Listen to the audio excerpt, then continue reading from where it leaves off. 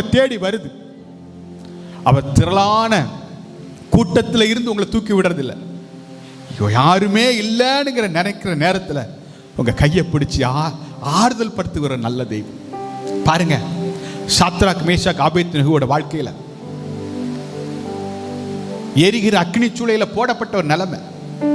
அதுக்கு முன்னாடி எல்லாரும் சொல்றாங்க, நாங்க எக்காலம் ஊதுவோம், ஆர்ப்பரிக்கிற நேரத்தில் அந்த சிலையை நீ வணங்கியே ஆகணும்னு சொல்லி. ஆனா அவங்க எடுத்த ஒரே ஒரு தீர்மானம் என்ன தெரியுமா? ஐயா, நீ என்ன வேணாலும் பண்ணு, நீ என்ன வேணாலும் செய், என்ன வேணாலும் சொல்லு, ஆனா நான் ஒருத்தரை நம்புறேன், அவரை தவிர நான் யாரையும் வணங்க போறதில்லை.